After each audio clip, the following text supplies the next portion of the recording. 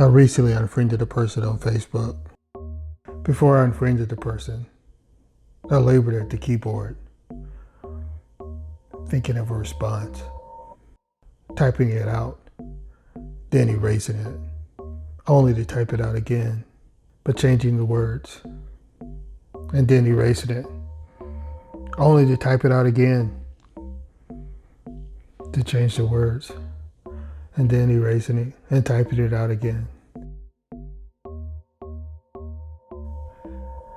I finally grew weary and decided,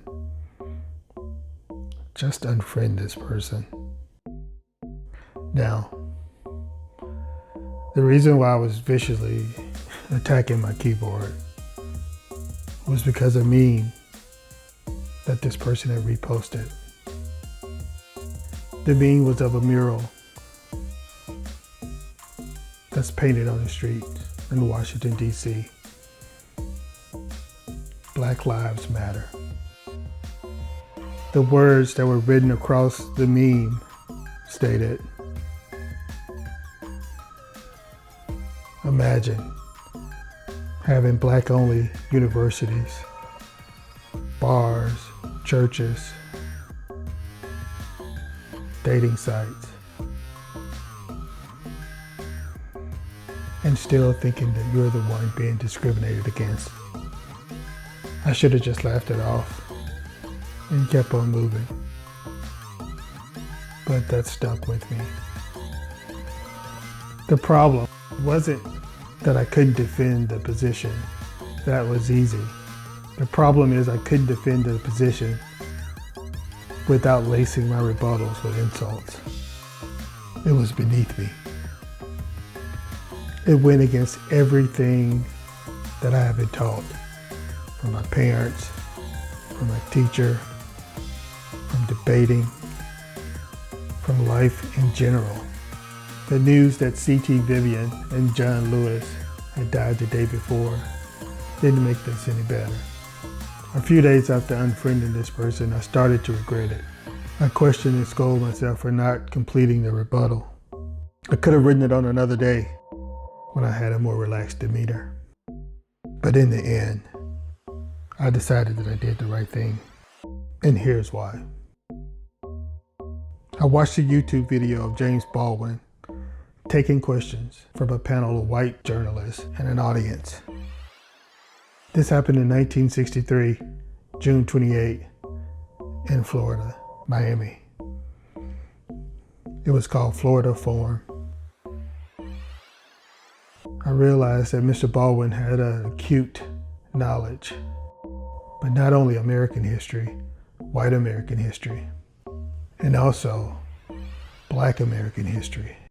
The questions that the journalists asked Mr. Baldwin left me with the impression that they lacked the knowledge of Black American history and that they refused to embrace the full measure of white American history.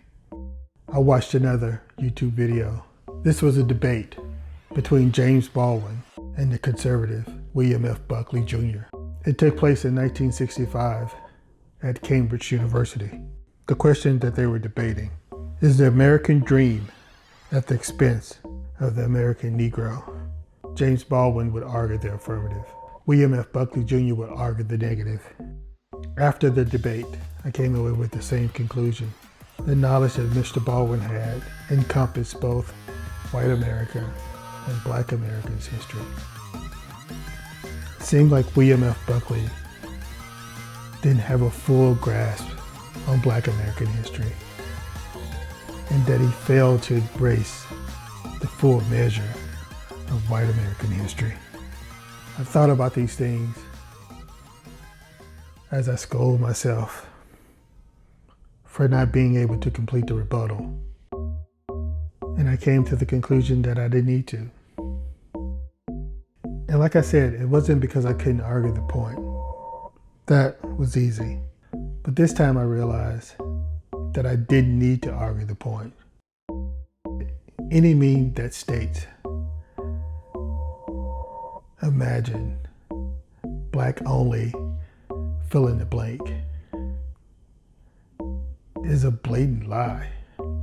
It seemed like the person that posted this meme didn't understand the relationship between black only and the Jim Crow South.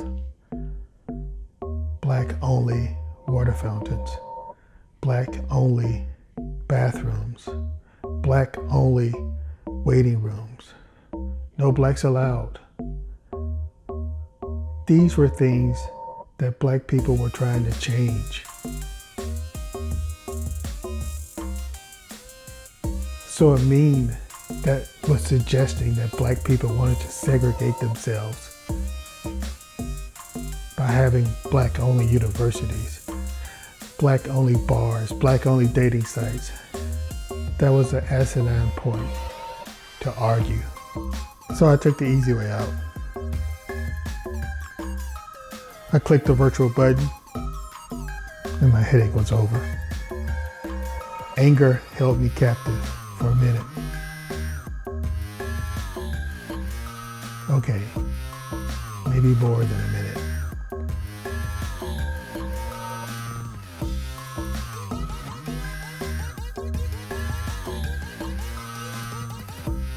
But now I'm back. And I kept my promise. I don't think I unfriended a person because of a political reason. I think I unfriended a person because of a racist reason. And that's okay with me.